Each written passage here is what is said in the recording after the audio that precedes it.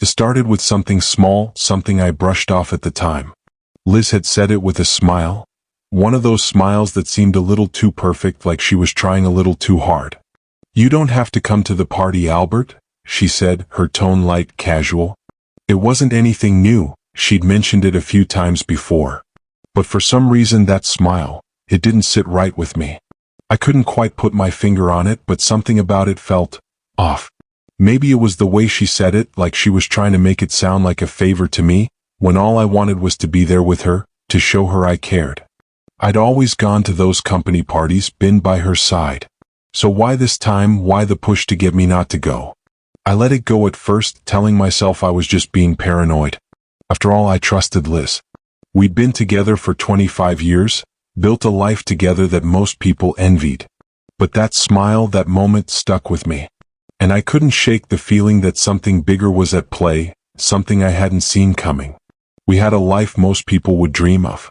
25 years of marriage, a daughter, Maria, who was everything to us. From the outside, everything looked perfect. Liz and I were high school sweethearts, built our relationship from the ground up, and had a daughter we couldn't be prouder of. Maria was 21 now, studying at the University of Oklahoma, and engaged to William, a guy from a wealthy family. He treated her like she was the world, and we couldn't have asked for a better match. We had the house by Lake Arlington, a place that was everything we'd ever wanted, quiet, beautiful, and worth more than $2 million now, thanks to the sweat and love we poured into it. Liz made 6 figures at her agency, and I brought in a good $500,000 every year as an account manager. Life was comfortable, secure, predictable. It felt like we had it all.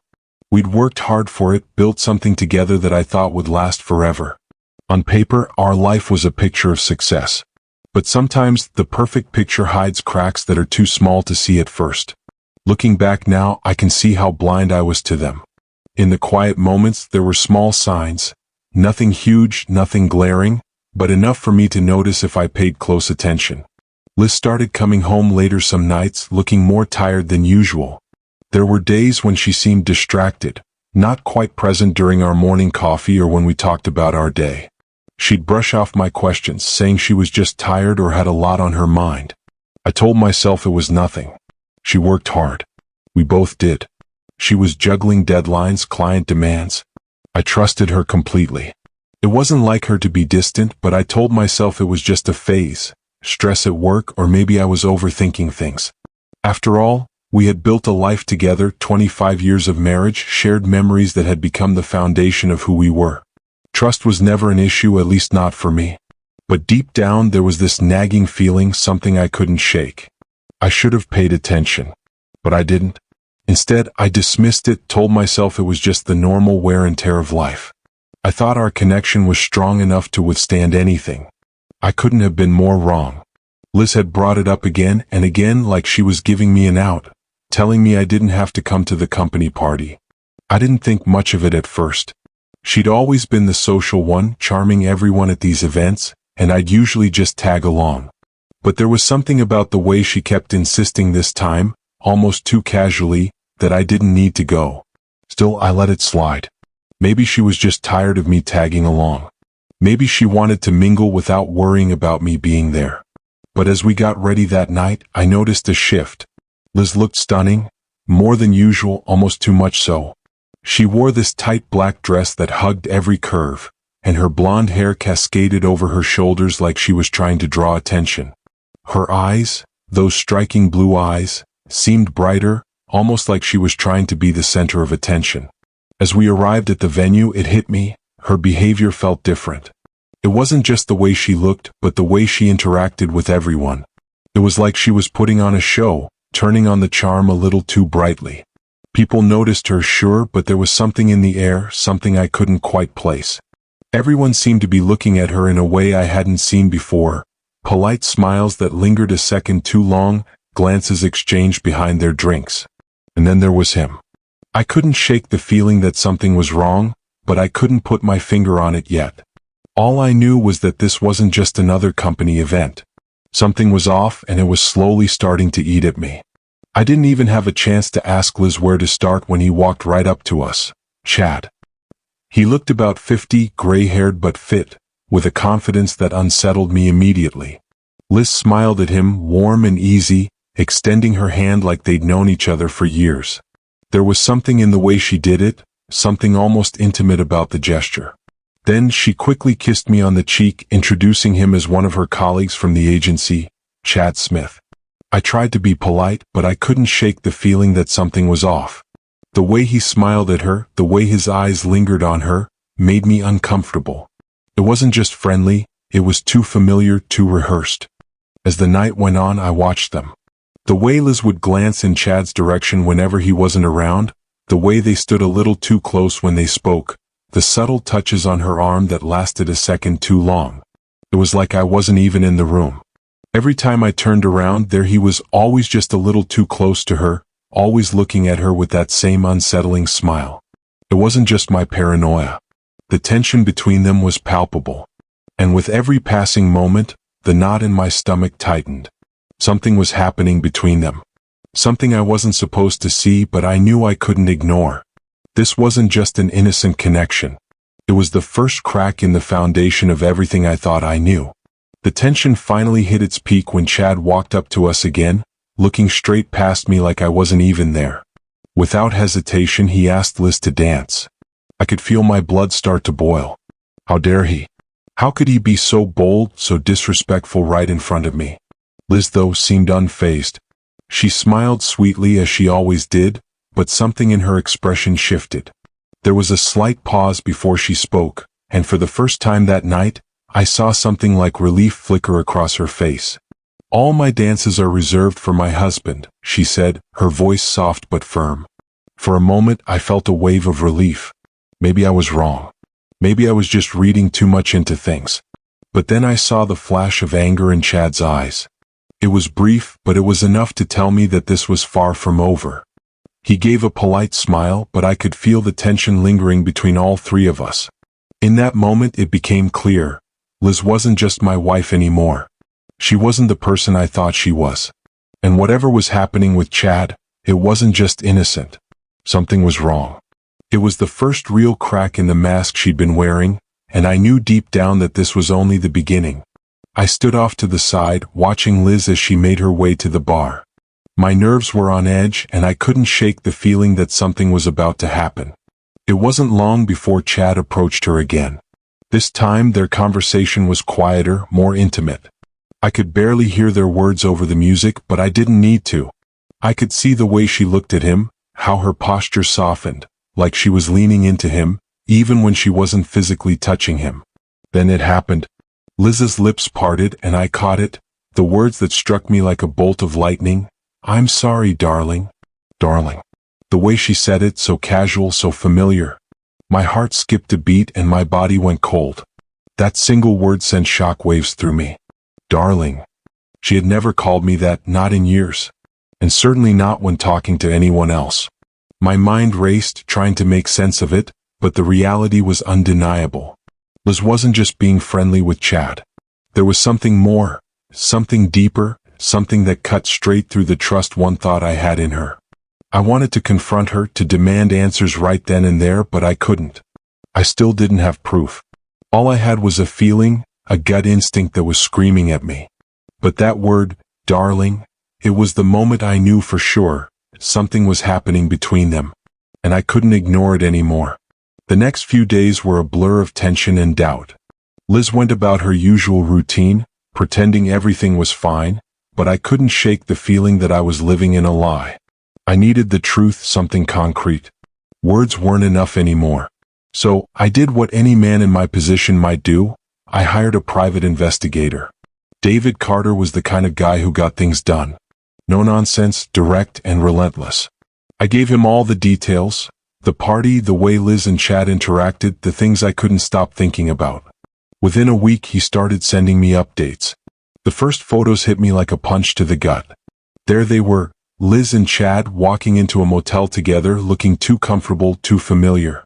Another photo showed them kissing in a parking lot, unaware of the world around them. It was like a nightmare I couldn't wake up from. But the worst part came with the recordings.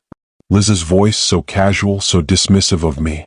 "Albert is too busy to notice," she said in one clip, laughing like it was a joke. That was it. The trust one had in her, the trust one thought was unshakable, was shattered in an instant. Every piece of evidence that came in was like a weight sinking deeper into my chest. Liz had been living a double life and I was the last to know. I felt humiliated, betrayed, and disgusted. But worse than the affair itself was the realization that everyone else knew, everyone but me. The emotional conflict tore at me as I struggled to process the anger, the hurt, and the complete loss of trust. I had to confront her, but the truth felt like a crushing blow, one I couldn't escape. The moment had come. I couldn't keep pretending I didn't know the truth. Sitting across from Liz at the breakfast table, I slid the envelope onto the table, my hand steady even though everything inside me was shaking. She looked up, her smile faltering when she saw the envelope. "You would never betray me, right?" I asked, keeping my voice as calm as I could, though my heart was pounding in my chest. She froze, her fork hovering in midair. "Of course not," she replied, her tone defensive, too quick, too practiced. "Why would you even ask that?" Without saying another word, I pulled out the first photo and slid it across the table. Her face drained of color as she saw it, and I watched her expression change from shock to panic. I laid down another photo, then another, each one a dagger to my heart, and her face twisted with every image. "No, Albert," she stammered, her voice trembling. "This isn't what it looks like." She reached for my hand, but I pulled back, cold, detached. "It means everything to me," I said, my voice low, every word carrying the weight of the betrayal she had yet to truly grasp.